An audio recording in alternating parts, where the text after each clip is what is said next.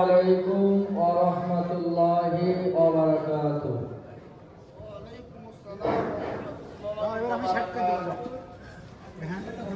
ভাই, আমরা যে জায়গায় উপস্থিত হয়েছি এই জায়গাটা একটা পবিত্র জায়গা।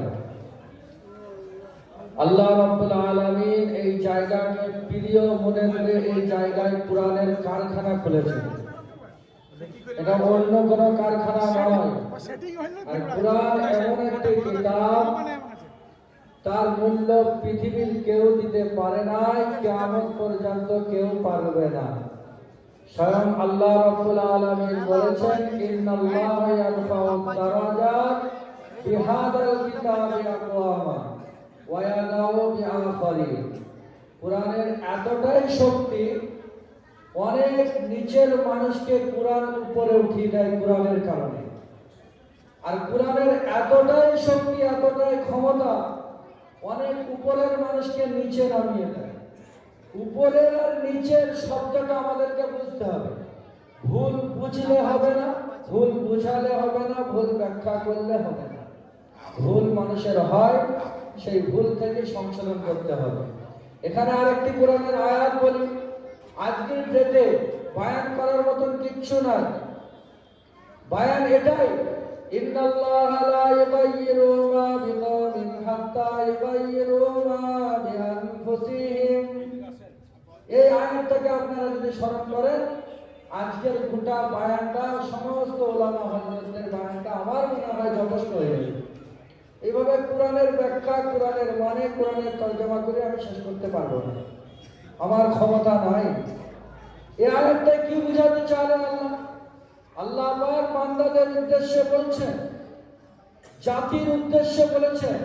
যে জাতি দৌড়াদৌড়ি করছে, যে জাতি টেনশনে ঘোরাঘুরি করছে, যে জাতি পেরেশানিতে ঘোরাঘুরি করছে, এই জাতির উদ্দেশ্যে বলেছেন, ওই জাতিকে অতক্ষণ পর্যন্ত আমি পরিবর্তন করব না, জাতি নিজের পরিবর্তন নিজে যতক্ষণ না করবে। এর বিস্তারিত ব্যাখ্যা সময় হলে একটু একটু করে আপনাদেরকে তুলে ধরব। জাতি যদি নিজের পরিবর্তন না করে, পৃথিবীর কেউ পরিবর্তন করে দেবে না। এই পরিবর্তন না করার কারণে, করে না দেওয়ার কারণে আজকে আমাদের যত টেনশন, এসআইআর। একটু একটু করে আপনাদেরকে বলবো। শিরক, বেদাত, আল্লাহ পাক যদি বলিয়ে নেন, সময় কতটুকু আছে, যতটুকু আপনাদের মজলিস জমজমাট হয়ে যাবে, আমি খুব তাড়াতাড়ির মধ্যে শেষ করব। কারণ এটা মাদ্রাসার জালসা, বড় বড় দুজন হযরত আছেন, আমাদের বাপের বাপ বললেও অসুবিধা হবে না।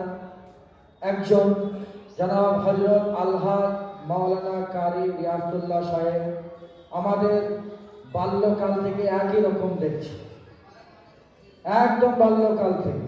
তো যাই হোক, বিস্তারিত ব্যাখ্যা নয়, এটা বলার উদ্দেশ্য এখানেই যে আমরা যারা এসেছি এই পবিত্র জায়গাকে কেন্দ্র করে, তারা এই পবিত্র জায়গাকে কেন্দ্র করে যদি এসে থাকি, তাহলে এই জায়গায় এসে বসিবা, এই জায়গায় এসে বসি।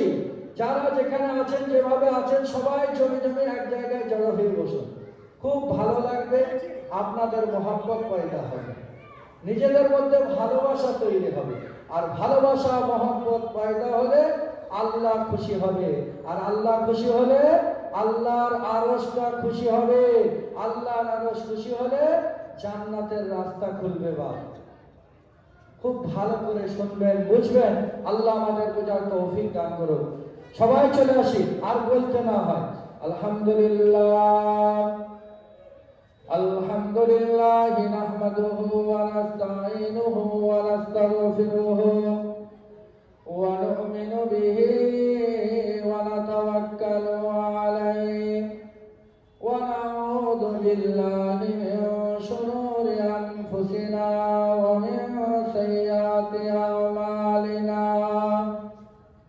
মান ইয়াহদিহিল্লাহু ফালা মুদিল্লা লাহু ওয়া মান ইউদ্লিলহু ফালা হাদিয়া লাহু ওয়া নাশহাদু আন লা ইলাহা ইল্লাল্লাহু ওয়াহদাহু লা শারীকা লাহু ওয়া নাশহাদু আন্না সাইয়্যিদানা ওয়া সানাদানা ওয়া রাসূলানা ওয়া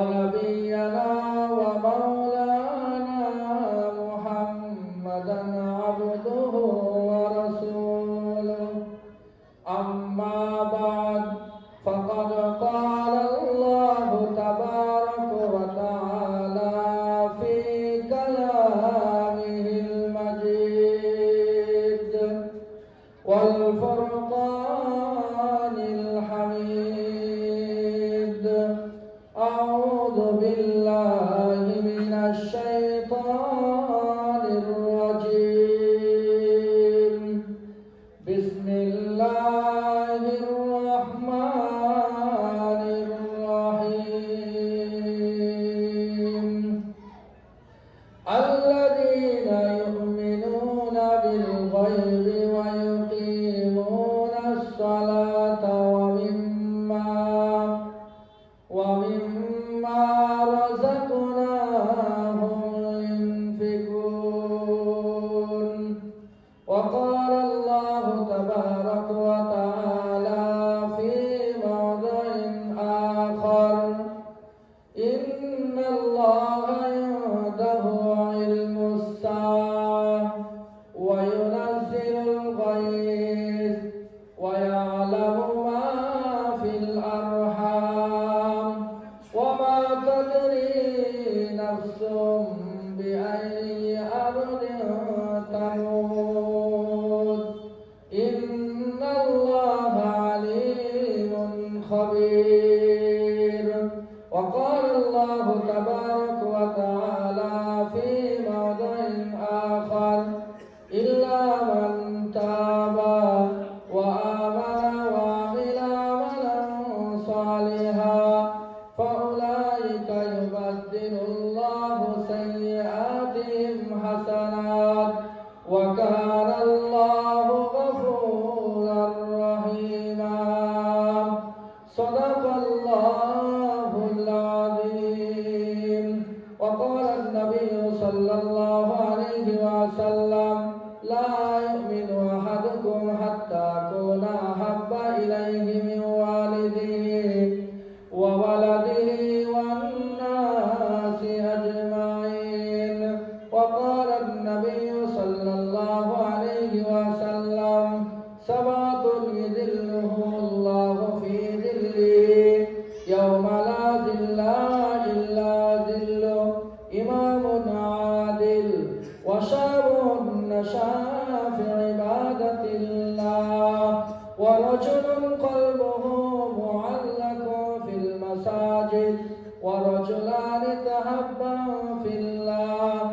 ورجل دعته ذات منسب وجمال فقال إني أخاف الله ورجل تصدق بصدقة فأخفاها حتى لا تعلم شماله ما تنفق يمينه أو كما قال عليه الصلاة والتسليم আলহামদুলিল্লাহ আজকের এই সভার জ্ঞানী গুণী মানী সম্মানী যোগ্যতম সভাপতি সাহেব মুআজ্জাজ উলামায়ে কিরাম হুফাজে কিরাম তলাবায়ে আজিজ বিভিন্ন গ্রাম থেকে আগত দিনদার ইমানদার ভাইয়েরা আমার আব্বা জানেরা পদ্মার নসীনা মায়েরা আমার বোনেরা আমার জননীরা সকলকে জানাই আন্তরিক শ্রদ্ধা ভালোবাসা স্নেহাশী দোয়া ও আশীর্বাদ বয়োজ্যেষ্ঠদের জানাই আন্তরিক শ্রদ্ধা সমবয়স্কদের জানাই আন্তরিক ভালোবাসা বয়োকনিষ্ঠ বাচ্চা শিশুদের জানাই দোয়া ও আশীর্বাদ মহান আল্লাহ তাবারক তাআলা লাখ লাখ শুকরিয়া যে আল্লাহ রাব্বুল আলামিন আমাদেরকে বড় ভালোবেসে এই কোরআনের মাহফিল দ্বীনের মাহফিল দোয়ার মাহফিল একটি কোরআনের কারখানার মাহফিল এই মজলিসে এসে কিছু হাদিস ও কোরআনের কথা আমার মতো একজন নগণ্য গোলামকে আল্লাহ রাব্বুল আলামিন আপনাদের সামনে বলার সুযোগ করে দিয়েছেন আপনাদের শোনার তৌফিক দান করেছেন আল্লাহ রাব্বুল আলামিনের দরবারে শতকোটি শুকরিয়া আদায় করি সকলে বলি আলহামদুলিল্লাহ তারপরে জানাই সাইয়্যিদুনা হযরত মুহাম্মদ রাসূলুল্লাহ সকলে বলুন সাল্লাল্লাহু আলাইহি ওয়াসাল্লাম তিনার উপরে দরুদ ও সালাম শান্তি ধারা বর্ষিত হোক সকলে বলি আল্লাহুম্মা আমিন মহতারাম বুজুর্গ দোস্ত ভাই ও বাবাজিরা আমার মায়েরা আমার বোনেরা সকলের কাছে এটাই আমার অনুরোধ আমরা কোরআন ও হাদিসের কথা শুনব ভালো করে অন্তরে গেঁথে নেব সেই অনুযায়ী আমল করব কারণ আমার যদি অসুখ হয় রোগ হয় শরীর অসুস্থতা যদি দেখা দেয় এখন মানুষকে জিজ্ঞাসা করলে অধিকাংশ মানুষ শরীরের অসুস্থতা অনুভব করছে। এই জন্য আল্লাহ রাব্বুল আলামিনের কাছে আমরা সবসময় দোয়া করে থাকি, আল্লাহ শরীর সুস্থ থাকা একটা বড় নিয়ামত, আপনি আমাদের শরীরের কথা সারা বিশ্বের উম্মতি মুহাম্মদী শরীরের সুস্থতা দান করুন, বলি আল্লাহুম্মা আমিন। তো সেই শরীর সুস্থ থাকা, প্রত্যেকটা মানুষ অসুস্থতা অনুভব করে আমরা চলছি। আল্লাহ রাব্বুল আলামিন আমাদেরকে দুনিয়ার বুকে পাঠিয়েছেন, সেই রব্বুল করিম যিনি আমাদের পাঠিয়েছেন, তিনার কিছু মূল্যবান আমাদেরকে কথা জানিয়ে দিয়েছেন। সেই কথাগুলো অনুযায়ী যদি আমরা আমল করি তো আমাদের কাজে লাগবে।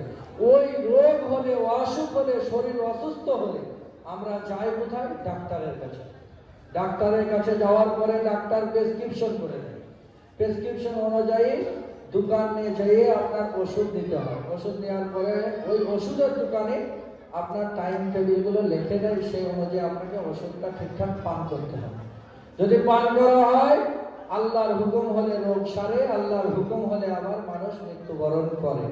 আর যদি ওষুধ ঠিকঠাক পান না করে, রোগ সারবে না, রোগ বাড়বে। এটা আমাদের ধারণা।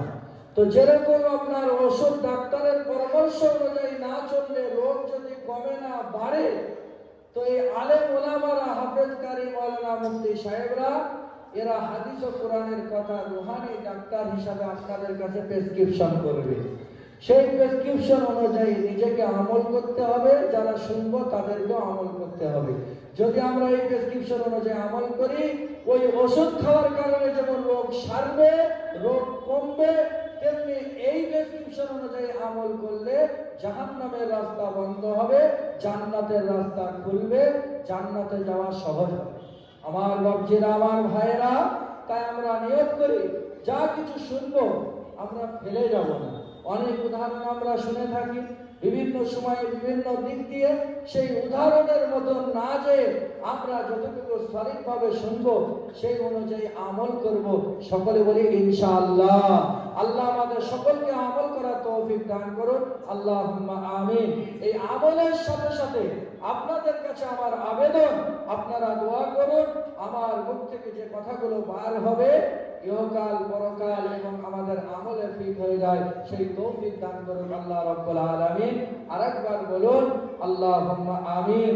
আল্লাহর কাছে এই দোয়া করুন, আল্লাহ পাক আমাকে, আপনাকে, সকলকে যেমন সুস্থ রেখে এই জায়গায় এনেছেন, কাল কিয়ামতের ময়দানে এইরকম এক কাতারে এক জায়গায় যেদিন পৃথিবীর কোনো ছায়া থাকবে না, নিচে থেকে আপনার জাহান্নামের আগুনের তাপ, উপর থেকে সূর্যের তাপ, মানুষের শরীর তামা হয়ে যাবে, মাথার মগজগুলো টকটক করে ফুটে ফুটে জমিনে পড়বে, পা থেকে মাথা পর্যন্ত তামা হবে। সারা হাসরবাসী পানি পানি করে চিৎকার করবেন। সেদিন একটাই ছায়া থাকবে, সেই ছায়াটা হলো আল্লাহর আরশের ছায়া। আল্লাহ যেন আমাদের সেই ছায়া তলে স্থান দান করে। সকলে আল্লাহ। আমরা গেটে যাব না, দাঁড়িয়ে থাকি, যিনারা আসছেন তিনাদেরকে আসার জন্য রাস্তা করে দিই। আমরা কেউ গেটে দাঁড়াবো না, গেটে ভিড় জমাবো না। বারবার আপনাদেরকে অনুরোধ করছি, মধ্যে কথা বললে বক্তা সাহেবের বক্তব্য দেখা করবে, তাই অনুরোধ করে বলছি আমরা গেটে কেউ দাঁড়াবো না, যিনারা আসছেন তিনাদেরকে আসার জন্য রাস্তা করে দেব। আমরা গেটে কেউ দাঁড়াবো না, গেটটাকে ক্লিয়ার রাখবো ইনশাআল্লাহ। তো আলহামদুলিল্লাহ ভাই, সকলে চলে আসি। বায়ানের মধ্যে বারবার হলে তাসির করবে না, সে বায়ান আপনাদের উপকার হবে না, বরঞ্চ ক্ষতি হবে। আগা ডগা না বুঝলে অসুবিধা। কারণ বিশ্বনবী জনাবে মুহাম্মদুর রাসূলুল্লাহ সাল্লাল্লাহু আলাইহি ওয়াসাল্লাম দাঁড়িয়ে দাঁড়িয়ে প্রস্রাব করেছেন। এ কথা আমি বলেছি, কেউ শুনেছে? কাল থেকে চায়ের দোকানে যাবে আর বলবে দাঁড়িয়ে প্রস্রাব করো, কারণ কাকগ্রাম থেকে হাফেজ সাহেব এসে বলে গেল। কেন দাঁড়িয়ে প্রস্রাব করেছে, কি কারণে করেছে, তার বিস্তারিত বয়ান আমার কানে ঢুকে নাই, কারণ আমি ছিলাম, আমার ধ্যান ছিল কোথায়? মেহা হো মেরা দিল है मदीने में, अगली से रब्बी महफूज तेरे सीने में, जिसके सीने में इसके रसूल होगा उसको चेहरा से पता चलेगा। बहुत पुरातन बयान এটা। হ্যাঁ, যে আমার হৃদয় যদি থাকে গোলমাল, অন্যদিকে তাহলে ধ্যান থাকবে না। তাহলে এই কথাটা আমি কেন বললাম, এর আগে পরে অনেক কথা আছে। এখন আবার কি হয়ে গেছে, মিডিয়ার যুগ বাবা, খুব সমস্যা, মেপি কথা বলতে হবে। ওই ভুলটুকুকে কাটিং করছে, দিয়ে ছেড়ে দিচ্ছে, দিয়ে মৌলবীদের মধ্যে ফেতনা ফাসাদ লাগিয়ে দিচ্ছে। সাধারণ লোক কোথায় যাবে? ওরা তো জানে না কোন বায়ানটা সঠিক আর কোন বায়ানটা বেঠিক। সবারই বায়ান শুনছে, যে নিজেদের মধ্যে দ্বন্দ্ব, বলছে মৌলবী সাহেব আমরা কি করবো, এদিকে নিয়ে আই বলছি, এদিকে নিয়ে আই বলছি। এই জন্য আমাদের ক্ষমতা শক্তি নাই। ওই ইউটিউব থেকে বিচার করলে কিন্তু সর্বনাশ হবে। কেন ইউটিউব যদি তারা এরকম কাটিং করেছে নাকি আপনার জানা নাই। বিশ্বনবী জনাবে মুহাম্মদ রাসূলুল্লাহ সাল্লাল্লাহু আলাইহি ওয়াসাল্লাম এই কথাটা যখন বলেছে, একটু ছোট্ট করে শুনে দিই। আল্লাহ নবী দাড়ি প্রস্রাব করেছেন, এটা হলো হাদিস, এর মধ্যে কোনো সন্দেহ নাই। আবার নবীজি বসি প্রস্রাব করেছেন, এটাও হাদিস, এর মধ্যেও কোনো সন্দেহ নাই। নবীজি যদি দাড়ি প্রস্রাব না করত, মানুষের বংশ সব ধ্বংস হয়ে যেত। যার কষ্ট হয়, হাঁটুতে ব্যথা হয়, কোমরে ব্যথা হয়, তাকে যদি বসি প্রস্রাব করতে হয়, বসার উপায় না থাকে, সে রোগী কিন্তু মারা যাবে। কারণ প্রস্রাব আপনার কিডনিকে ভালো রাখে। বিশ্বনবী জনাবে মুহাম্মদুর রাসূলুল্লাহ সাল্লাল্লাহু আলাইহি ওয়াসাল্লাম উম্মতের কান্ডারে আল্লাহর নবী বললেন, আমার অসুবিধা, তার আগে আপনাদের কথাটা শুনিয়ে দিই। মা আয়েশা রাদিয়াল্লাহু তাআলা আনহা ঘরের বিবি, ঘরে থেকে বলছেন, আমার স্বামী কখনোই দাঁড়িয়ে প্রস্রাব করে নাই। নবীজির একজন সাহাবা, তিনি বলছেন না, দাড়ি প্রস্রাব করেছে। দুজনের ঝামেলা শুরু হয়েছে, আল্লাহ তার ফায়সালা করে দিয়েছে। এখান থেকে বোঝানোর উদ্দেশ্য এটাই, হাদিসের মধ্যে মারামারি লাগবে। দুনিয়াতে যেমন ভাই ভাই মারামারি লাগে, আব্বা মা বলে বেটা তোমরা মারামারি করো না। দুনিয়ায় যেমন স্বামী স্ত্রী মারামারি লাগে, পাড়া প্রতিবেশী একটা গ্রুপ যদি মজা নেয়, আর একটা গ্রুপ বলে স্বামী স্ত্রী অশান্তি করো না। এইভাবে পাড়ার মধ্যে অশান্তি হলে থানার পুলিশ চলে আসে। থানার পুলিশের মধ্যে যখন পারে না, তখন এবার আপনার 144 ধারা হয়ে যায়। অনুরূপ ভাবে হাদিসের মধ্যে লড়াই লাগবে, হাদিসের মধ্যে যুদ্ধ লাগবে। কারণ একই হাদিস বিভিন্ন ভাবে ব্যাখ্যা করা হয়েছে, যার কারণে মানুষ সেটা জানে না, যার জন্য সেইভাবে তাদের কাছে লড়াই লাগবে। কিন্তু আল্লাহ তার ফায়সালা করে দিয়েছে, দুজনের মধ্যে ঝামেলা শুরু। বলে না, নবী আমার কখনোই দাড়ি প্রস্রাব করে নাই। কথাটা কে বলছেন? মা আয়েশা। নবীজির সাহাবা বলছেন না, করেছে। বলে কি ব্যাপার? আল্লাহর নবী বললেন, আমি উম্মতের কান্ডারি, আমার অসুবিধার কারণে, জায়গাটা নাপাকের কারণ ছিল, সর্বনাশের কারণ ছিল, আমার শরীরে অসুস্থতা ছিল, হাঁটুতে ব্যথা ছিল, কোমরে ব্যথা ছিল, তাই আমি নবী আমার অসুবিধার কারণে দাঁড়িয়ে প্রস্রাব করেছি। যদি তোমাদের অসুবিধা হয় তবেই তোমরা দাঁড়িয়ে প্রস্রাব করবে, নচেৎ সব সময় তোমাদেরকে বসে প্রস্রাব করতে হবে।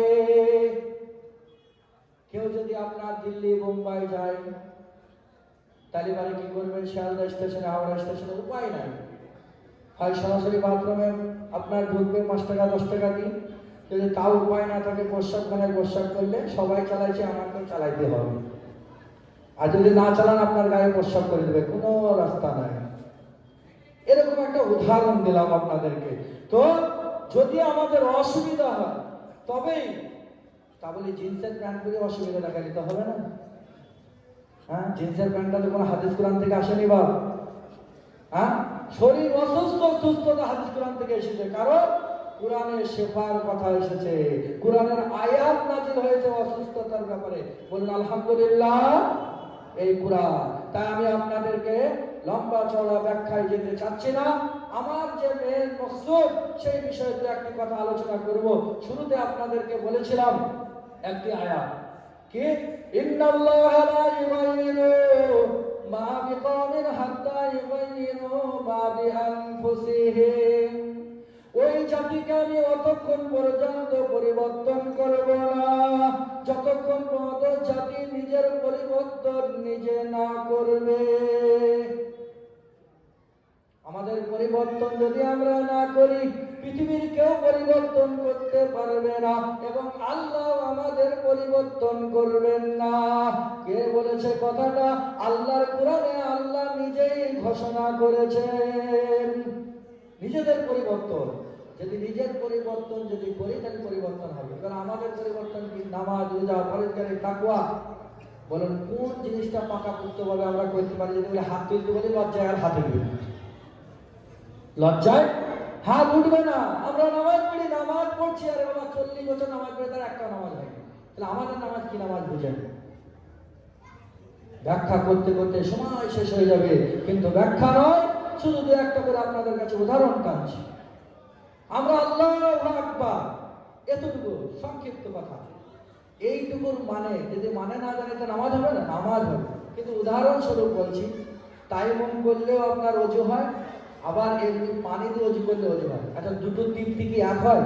বলুন আপনারা, এক হবে? হবে? ঘাল ধরান হবে না তো? তাইমুম করলে সে ওযুর মজা, আর হাতে পানি দিয়ে ওযু করলে তার মজা আলাদা। নিজে নিজে ইবাদত করা আর কারোর হিল্লাতে ইবাদত করা, তার মজা আলাদা। খুব ভালো করে বুঝেন। তো এইভাবে আল্লাহু আকবার এর মানে যদি আমরা না জানি তবুও ঠিক আছে, কিন্তু এতটুকুর মানে অনেকে জানি না যে আল্লাহ সব থেকে বড়, আল্লাহ সব থেকে বড়। আবার মানে জানি তো আমরা স্মরণ করি না, মানে জানি তো স্মরণ করি না।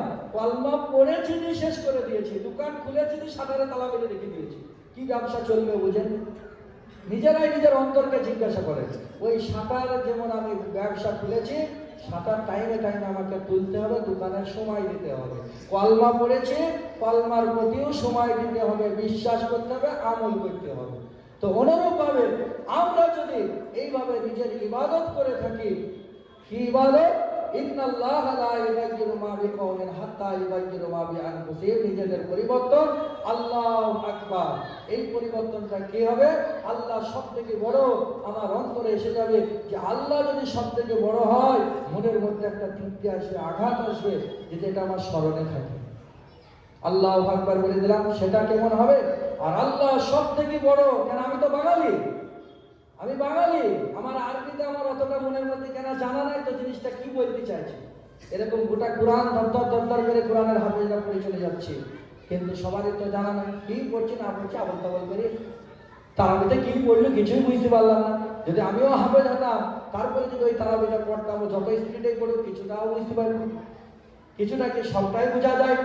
হ্যাঁ, কিন্তু আমার জানা নয় বলে আমি বুঝতে পারছি না। তো আল্লাহু আকবার, আল্লাহ সব থেকে বড়। এই বান্দা আল্লাহকে বড় করবে আর আল্লাহ বান্দাকে বড় করবে না, এটা হয় কোনোদিন? আল্লাহকে আপনি বড় করবেন, আল্লাহ আপনাকে বড় করবে না? অবশ্যই। ওয়াকানা হাক্কান আলাইনা নাসরুল মুমিনিন, মুমিনকে সাহায্য করা আল্লাহর জন্য ওয়াজিব। তো আমরা যদি সেই আল্লাহকে স্মরণ করি, সেই স্মরণ আমরা করতে পারছি না। এখন একটাই রাস্তা, আল্লাহ বলেছেন ওমা খালাকতুল জিন্না ওয়াল ইনসা ইল্লা লিয়াবুদুন, জিন এবং ইনসান আমার ইবাদত করে। এই কথাটা আমাদের কাছে মনে হয় খুব পুরাতন, খুব পুরাতন। কেন এটা বারবার শুনি যে মানুষকে ইবাদত করার জন্য পাঠিয়েছে। যেগুলো আমরা একটু কম শুনি, সেই আয়াত একটা শুনেন আপনারা, ইন্নাল্লাহা লা ইউগাইয়িরু, ওই সম্পর্কে আয়াতটা শুনেন।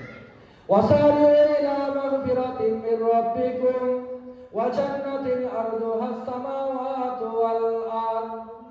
এখানে আল্লাহ জিনকে বলেন নাই, ইনসানকে বলেন নাই, মানুষকে বলে নাই। আল্লাহ বলেছেন কাদেরকে? ভালো করে শুনুন, ও আমার প্রিয় বান্দারা, ও আমার বান্দারা, ও আমার ইমানদাররা, ভালো করে শুনে নাও। ওয়াসারিউ ইলা মাগফিরাতিন মির রাব্বিকুম, যত দ্রুত সম্ভব তোমরা মাগফিরাতের দিকে, জান্নাতের দিকে, ক্ষমার দিকে ছুটে যাও। আল্লাহ কত মেহেরবান, আল্লাহকে যে ভালোবেসেছে তাকে বলেছে, কাকে? সেটাও শুনবেন। কিসের দিকে?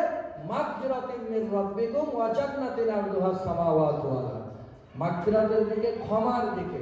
আমরা গুনাহ করেছি, অন্যায় করেছি, অপরাধ করেছি, ভুল করেছি, যার জন্য আল্লাহ আমাদের এগুলো সব সাজা, এগুলো সাজা। আল্লাহ ইচ্ছা করলে 1 সেকেন্ডে সব শেষ হয়ে যাবে, কিন্তু প্রকৃতিকভাবে আল্লাহর বান্দা হিসাবে খুঁজে পাওয়া মুশকিল। তাহলে হবে কি বলি? কারণ আল্লাহ বলেছেন যে বান্দা আমার হবে, আমার কাছে তওবা করবে, ইস্তেগফার করবে। ওয়া মা কানা আল্লাহু লিয়ুযিবাহুম ওয়া আনতা ফীহিম ওয়া মা কানা আল্লাহু মুআযিবাহুম ওয়া হুম ইস্তাগফিরুন। আল্লাহর হাবিবকে বলছেন, নবী গো, আপনি দুনিয়ায় যতদিন আছেন ততদিন আমি কোনো আযাব গজব বালা মুসিবত দেব না। আপনি চলে যাওয়ার পরে আমার বান্দারা, আমার প্রিয়রা যখন আমার কাছে ক্ষমা চায়, আমার কাছে মাপ চায়, ওগো আল্লাহ, জীবনে অনেক অন্যায় করেছি, অপরাধ করেছি, ভুল করেছি, আর করব না। ইন্না শিরকা লা যুলমুন আযীম। শিরক ব্যতীত, আমি আল্লাহ ছাড়া অন্য কারোর পূজারি ব্যতীত যত গুনাহ করেছে, আমি আল্লাহ তার কারণে, তওবার কারণে, ইস্তেগফারের কারণে আযাব গজব বালা মুসিবতকে উঠিয়ে নিই। এগুলো সব বালা মুসিবত আমাদের, এগুলো সব বালা মুসিবত। কিসের কারণে উঠিয়ে না? আযাব গজব বালা মুসিবতকে তওবার কারণে, ইস্তেগফারের কারণে উঠিয়ে নেওয়া হয়। তো আমরা যদি আল্লাহর হয়ে যাই তো আল্লাহ আমাদের হবে, আর যদি আল্লাহ থেকে আমরা দূরে সরে যাই তো আল্লাহ আমাদেরকে দূরে সরিয়ে দেবে। আমরা আল্লাহ থেকে বেমালুম ভুলে গেছি, তো আল্লাহ কি বললেন? যে মাগফিরাতের দিকে ছুটে এসে। কত সুন্দর কথা! যে যাকে খুব ভালোবাসে তাকে এসব কথা বলবে। তা আল্লাহ বান্দাকে ভালোবাসে বলেই বলেছে। একটা মানুষকে ভালোবাসে, ওখানে যাস না, আগুনে পুড়িয়ে যাবে, ওখানে যাস না, কারেন্টের তার আছে শর্ট খাবি, ওখানে যাস না, ওই বিপদ হবে, বলে কি বলে না? একটা ভালোবাসা মানুষ কাজে শত্রু হয়ে থাকে, পারলে আরো ঠেলে দেবে, পারলে আরো ঠেলে দেবে।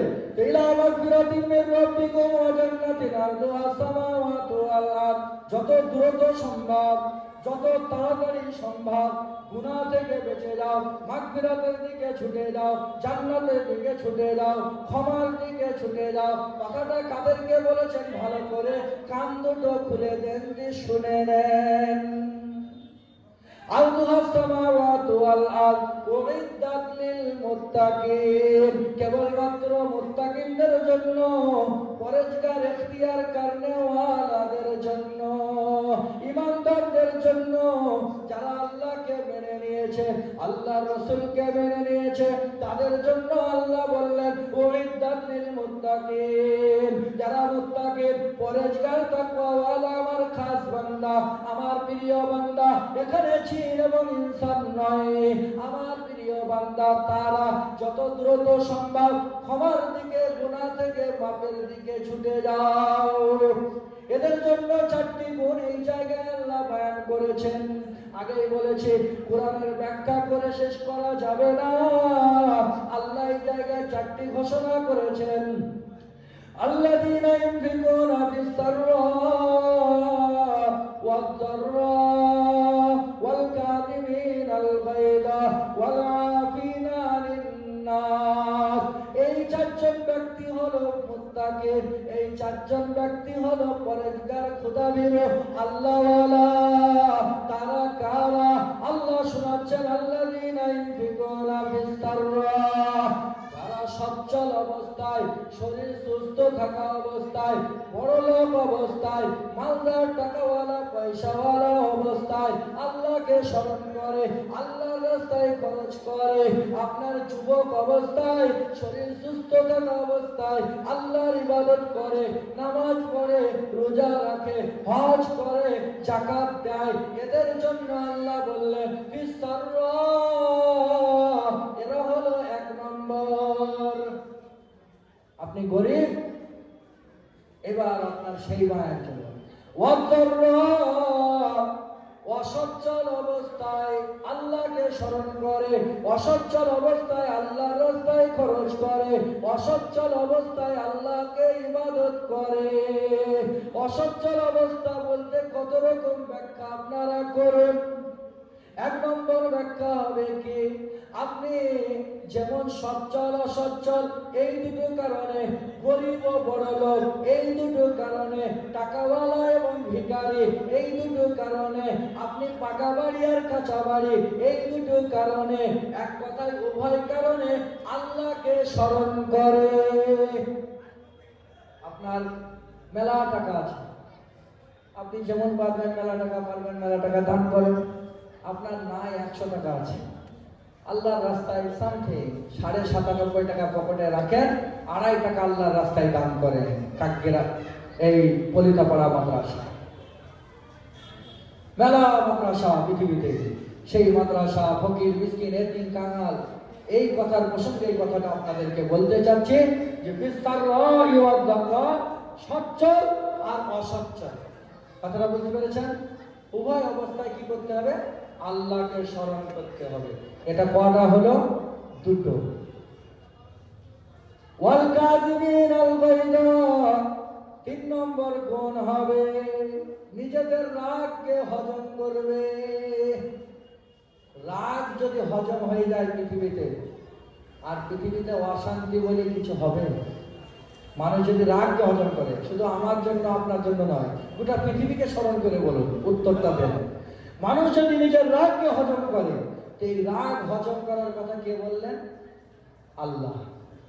আল্লাহ বলেছেন নিজের রাগকে হজম করো। যদি তুমি ইমানদার মুত্তাকিন পরেজগার হতে চাও, ওই আয়াতটাকে স্মরণ রাখতে হবে। যদি মুত্তাকিন হতে চাও, ইমানদার হতে চাও, জান্নাতের রাস্তা যদি খুলতে চাও, মাগফিরাত অর্থাৎ ক্ষমার রাস্তা যদি খুলতে চাও, তাহলে কি হলো? ওয়াল কাযিমিন আল গায়দা, নিজেদের রাগকে হজম করো। রাগ হজম করা যেমন ওইদিকে দুটো মিল, এদিকে দুটো একসঙ্গে মিল আছে। ওয়াল আফিনা আনিন নাস, যদি তুমি মানুষ বলে পরিচয় দাও তো অপর মানুষকে ক্ষমা করে দাও। সুবহানাল্লাহ বলবেন না? মানুষ বলে যদি পরিচয় দাও, তুমি যদি মানুষ হতে চাও তো মানুষকে ক্ষমা করে দাও। তাহলে 1 নম্বর হলো সচ্ছল, 2 নম্বর অসচ্ছল, আর 3 নম্বর হলো রাগকে হজম করব, 4 নম্বর হলো মানুষকে ক্ষমা করব। বলুন, এই 4টি কাজ পৃথিবীর মানুষ যদি করতো তাহলে এসআইআরও হতো না। এসআইআর তো কেউ না কেউ করছে, তা সে যদি মানুষকে ক্ষমা করা শিখতো, যে যেভাবে আছে থাক বাবা, দুনিয়া কদিনকার, কাল হলে কিয়ামত এসে যাবে, দুনিয়া ধ্বংস হয়ে যাবে, ও এসআর ফেসার বাদ দাও, যা চলছে তাই চলো, সবাই শান্তি পাবে, যে যেমন কর্ম করছে কর্ম করো, খাও দাও আর থাকো। কিন্তু সে করবে না, করবে কে? যে মুত্তাকিন হবে সে। সে তো মুত্তাকিন নয়, সে তো ইমানদার নয়, সে তো আল্লাহওয়ালা নয়। তার জন্য আল্লাহ এখানে শুধু মুত্তাকিনদের লিখে বলেছে। বাহ! এই জন্য আমরা জীবনে যত অন্যায় করেছি, অপরাধ করেছি, যাই করেছি, একমাত্র যদি শিরক বাদ দিয়ে কোনো গুনাহ আমাদের থাকে, সেই গুনাহ আল্লাহ মাফ করে দেবেন। তার জন্য শিরক যদি করে থাকি তাহলে গুনাহ মাফ হবে না। আমরা শিরক বলতে গেলে শুধু আল্লাহর জায়গায় কাউকে বসানো, এটাই শিরক মনে করি। আর পৃথিবীতে হাজার হাজার সকাল থেকে সন্ধ্যা পর্যন্ত শিরক করে বসে থাকছে। একবার স্মরণ করে না, আমার বেটা মুম্বাই আছে গো, মা কাঁদছি, বেটা মুম্বাই থেকে মরা লাশ এসছে, হাও করে চিৎকার করে কান্না করছে, আমি আর কি খাবো, আমার বেটাটাই চলে গেল। বেটা আমার ইনকাম করছিল বলে আমি খেতে পেয়েছিলাম। এক বড় শিরক, এক বড় শিরক। এইভাবে আপনার হাজারো আছে। আমি টাইম নষ্ট আপনাদেরকে করব না। ইন্না শিরকা লা যুলমুন আযীম, আল্লাহ শিরক বাদ দিয়ে যা করবেন সব ক্ষমা করবেন। তো এইরকম যেমন শিরক, আমরা শিরক বেদাতে ভরপুর। আজকে মানুষ মারা যাচ্ছে 40-এ 4 করতেই হবে। কেউ কেউ আবার বলছে হুজুর আমি 4 দিনে করেছি নাকি আমি 3 দিনে করেছি, কেউ বলছে হুজুর আমি 3 দিনে করেছি নাকি 5 দিনে করেছি। এ বাবা, 3 দিন 4 দিন 5 দিন, আপনি যাদেরকে 40-এ 4-এর মধ্যে একদম স্পষ্ট ভাষায় আপনাদেরকে বলছি, যাদেরকে নিয়ে আপনি বাড়িতে করছেন তারা কারা? তারা যে লেভেলের লোক পান, তারা তো আন লেভেলের লোক লাল। আপনি যদি গরিবকে খাওয়ালেন, ফকির মিসকিনকে খাওয়ালেন, আপনার জন্য দান খয়রাত করলেন, বাপের জন্য, মায়ের জন্য, ভাইয়ের জন্য, বোনের জন্য, স্বামীর জন্য, স্ত্রীর জন্য, সেটা আপনার হলো। কিন্তু আপনি তো করছেন কাদের জন্য? মিছিমিছির মাদ্রাসা 10টা ছেলে দিয়েছে, আর পাড়াতে যত বড় লোক আছে তাদের সব নিমন্ত্রণ না, গরিবগুলো সব বাদ দিয়ে বলছে আমরা 40 চাহরম করছি। হবে? হ্যাঁ? আরে বাবা, ওটা তো ছাড়ে। প্রথম কথা হচ্ছে 40 চাহরম বলে কোরআন হাদিসে কিচ্ছু নাই। কেউ যদি পারেন আমাকে দেখিয়ে দেন, আমি কাল থেকে বায়ান করবো যে আপনারা করেন। কেউ যদি পারে আমাকে দেখিয়ে দেন, আমি বায়ান করবো কাল থেকে যে 40 চাহরম করা যাবে, আমি অমুক জায়গায় পেয়েছি। কেউ দেখাইতে পারবেন না। এসব আমাদের বলছি, খালি বলছি বাপ দাদা করেছে আমরা করবো না। আরে হনুমান বাপ দাদা তো অনেক কিছু করেছে, তুই কর। বাপ দাদা তো একটু হাফ প্যান্ট পরে স্কুল গেছে, তুই তো আবার শুট প্যান্ট পরে গেছিস কেন? বাপ দাদা তো হাতে ঝোলা নিয়ে স্কুল গেছে, তুই আবার সুন্দর ব্যাগ 700 টাকা দিয়ে ব্যাগ কিনে দিয়েছিস কেন? বাপ দাদা করেছে তো কর। হ্যাঁ, বাপ দাদা কত কষ্ট করে হেঁটে হেঁটে হেঁটে হেঁটে এখান থেকে বহরমপুর চলে গেছে, তুই বাসে যাচ্ছিস কেন? বাপ দাদা করেছে তুই কর। খালি বলছে বাপ দাদা করেছে, হলো কি করবো, এর আওয়াজ ছাড়তে পারছি না। আল্লাহ বলছে আয় তারপরে দেখবো। কারণ আমরা যদি করি এই 40 চারণ, দরগাতলা, পীরতলা, কাবাতলা, এ কেউ বাঁচাইতে পারবে না।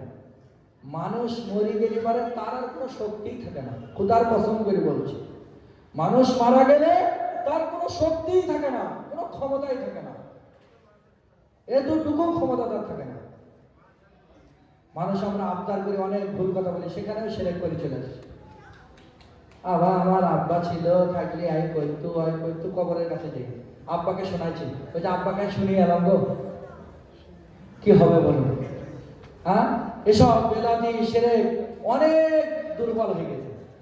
আল্লাহর রহমত এগুলো দুর্বল আরো হবে, কিন্তু এমন একটা সময় আসবে সেদিন দুর্বল হয়েও কাজে লাগবে না। মাশরিক মাগরিব এমন একটা সময় এসে যাবে, সেই সময়ে মানুষের দুর্বলতা এসে গেলেও আর কোনো কাজে লাগবে না। সেজন্য সময় থাকতে কদর করি, সময় থাকতে কদর করি। আলাম নাজালিল আরদা মিহাদা, আল্লাহ বলছেন আমি কি জমিনকে করে নাই তোমাদের জন্য বিছানা? ওয়াল জিবালা আওতাদা, আমি পর্বতগুলোকে পিরেক মেরেছি, জমিন তুমি নড়াচড়া করো না। ওয়া খালাকনাকুম আজওয়াজা, আমি তোমাদের মধ্যে জোড়া জোড়া সৃষ্টি করেছি, জোড়া জোড়া তৈরি করেছি, তারপরেও কি তোমরা আল্লাহকে চিনবে না? আশ্চর্য লাগে, মা মরলে বিটি কবরস্থানে যেতে পাবে না, স্বামী মরলে স্ত্রী কবরস্থানে যেতে পাবে না, ভাই মরলে বোন কবরস্থানে যেতে পাবে না। পৃথিবীর যেই মরুক না কেন, মেয়েরা নারীরা কবরস্থানে যেতে পায় না। কিন্তু আশ্চর্য লাগে, দরগাতলা, পীরতলা, কাবারতলা, শেওড়াতলা, সেখানে কি করে যেতে পায় আমাকে বলুন? সেখানে কি কবর নাই? খালি কবর আস্তানায় তুমি জানাজাতে যেতে পারো না, মাটি দিতে পারো না, আর অফ টাইমে যে এর মাথা ঠুকবো, আল্লাহ শুনবে? কখনো শুনবেন না। এই জন্য এইসব শিরক বেদাত থেকে আমরা পরিষ্কার হয়ে যায়। যদি পরিষ্কার হয়ে যায়, পৃথিবীর যত গুনাহ অন্যায় অপরাধ করেছি আল্লাহ ক্ষমা করবে। কুরআন, ইল্লা মান তাবা ওয়া আমানা ওয়া আমিলা আমালান সালিহা ফাউলাইকা ইউবাদদিলুল্লাহু সাইয়্যাতিহিম হাসানাত ওয়া কানা আল্লাহু গফুরার রহিমা। মানুষ যখন গুনাহ করে, গুনাহ করার পরে তওবা ইস্তেগফার করে, আল্লাহ বলছেন বান্দা আমি তোমার সব গুনাহগুলো মাফ করে দিই। শুধু গুনাহ মাফ করি না, ওই গুনাহগুলোকে নেকি দিয়ে পরিবর্তন করে দিই। কত মেহেরবান আল্লাহ! গুনাহ করেছেন, গুনার জায়গা খালি হয়েছে কেন? আল্লাহ ক্ষমাশীল, ক্ষমা করেছেন তার জন্য। তো সেই জায়গা তো পূরণ করতে হবে। ধান ঘরে আছে, চাল ঘরে আছে, ঘর খালি করে দিলেন, আবার যদি দ্বিতীয় কিছু না ভরেন তো ঘর খালি থাকবে। তাহলে কিছু তো ভরতে হবে ঘরে, তবে তো ঘর লোড হবে। হ্যাঁ, তো গুনার জায়গা খালি করে দিলেন, কিছু ভরবেন তবে তো আবার ভরতে হবে। আপনাকে ভরতে হবে না, আল্লাহ বলছেন বান্দা যখন গুনাহ থেকে তওবা করেছে ওই গুনার খালি জায়গাটা নেকি দিয়ে ভরপুর করে দিলাম। বলুন সুবহানাল্লাহ। লাভ কি হবে? এই ব্যবসা করলে লাভ কি হবে? ফাকুলতু আস্তাগফিরু রাব্বাকুম ইন্নাহু কানা গফফারা ইরসিলিস সামা আলাইকুম মিদরারা। আল্লাহ বলছেন বান্দা যখন গুনাহ করে, গুনাহ করার পরে তওবা ইস্তেগফার করে, আমি আল্লাহ বান্দার সমস্ত গুনাহগুলোকে মাফ করে দিই। গুনাহ শুধু মাফ করি না, তাদের 5টা পুরস্কার দিই। আকাশ থেকে পানি বর্ষণ করি, বৃষ্টি বর্ষণ করি, জমিনে ফলন বেড়ে যায়, এমনকি তার বাড়িতে ঘরে চালে আটাতে ধানে গমে কোনো জিনিসের অভাব থাকে না, ভরপুর করে দিই। সুবহানাল্লাহ বলুন। সব ভরপুর হয়ে যাবে যদি আমরা ওই আল্লাহর কাছে শিরক থেকে, বেদাত থেকে যদি মুক্তি থেকে আল্লাহর কাছে বেশি বেশি তওবা ইস্তেগফার করি, ক্ষমা চাই আর আল্লাহর ইবাদত করে থাকি, নামাজ রোজা পরহেজগারি তাকওয়া যদি আমরা করে থাকি, তো আল্লাহ তার ফল, তার প্রতিদান আমাদেরকে দান করবেন। এজন্য আমরা প্রত্যেকেই চেষ্টা করব ঈমান আমলের সাথে চলার। আল্লাহ রাব্বুল আলামিন আমাদের সকলকে ঈমান আমলের সাথে চলার তৌফিক দান করুন। বলি আল্লাহুম্মা আমিন। আমি যেখানেই থাকিবা, এই পলিতাপাড়া মাদ্রাসা আমাদের মাদ্রাসা, পলিতাপাড়া মাদ্রাসা আমাদের মাদ্রাসা। এই মাদ্রাসার জন্য দোয়া দাওয়া দুটোই প্রয়োজন। শুধু দোয়া করে শেষ করলেও হবে না, দাওয়া দিতে হবে। শুধু দাওয়া দিলে হবে না, দোয়াও দিতে হবে। দুটোই প্রয়োজন এই জায়গায় আমাদের। এই দুটো যখন আমরা করব, আল্লাহ রাব্বুল আলামিন এই মাদ্রাসাকে যেমন উন্নতির শিখরে নিয়ে যাচ্ছেন, আস্তে আস্তে আস্তে আস্তে আরো উন্নতির পথে আগিয়ে যাবে ইনশাআল্লাহ। সকলের কাছে দরকার আপনারা এই মাদ্রাসার জন্য দোয়া করবেন আর ওই আয়াতকে স্মরণ করবেন, ফিসসাররাহি ওয়াদ-দাররা। যাদের মাল আছে তারাই দেবে। ওই অমকের আছে সেই 1 লাখ টাকা ওয়াদা করো, অমকের আছে ওই 50,000 টাকা করো না। মাল যার নাই সেও আদা করবে, যার আছে সেও করবে। বলবেন কেন? আল্লাহ বলেছেন সচ্ছল অবস্থাতেও আল্লাহর রাস্তায় খরচ করবে, অসচ্ছল অবস্থায় করবে। যেমন আছে তেমন। আমি 5 টাকা, এখান থেকে একটা হাদিসের ছোট্ট কথা শুনে নেন। অল্প দান দিতে লজ্জিত হয়েও না, কারণ অল্প দান আপনার বেমুখ অপেক্ষাও উত্তম। যদি আপনি অল্প দিতে পারবেন, লজ্জিত হয়েও না, কারণ লজ্জা হওয়ার কোনো কারণ নাই, না দেওয়ার থেকে অনেক বেশি উত্তম। বলুন আলহামদুলিল্লাহ। আল্লাহ আপনাকে আমাকে সকলকে সুবুদ্ধি দান করুন, ঈমান ইখলাসের সাথে চলার তৌফিক দান করুন। আল্লাহুম্মা আমিন। সংক্ষিপ্ত যে কথাগুলো আলোচনা করেছি, ভুল ত্রুটি হলে আপনাদের দিক দিয়ে ভাষার মধ্যে, জবানের মধ্যে আমাকে নিজের সন্তান ভেবে, ছোট ভাই ভেবে আপনারা ক্ষমা করবেন। আর হাদিস ও কোরআনের কোন আলোচনার মধ্যে ভুল ত্রুটি আল্লাহ আমাদের অন্তর থেকে মুছে দেন, সঠিকগুলোকে আমাদের অন্তরে গেঁথে দিয়ে তার প্রতি আমল করার তৌফিক দান করুন। আল্লাহুম্মা আমিন। আল্লাহুম্মা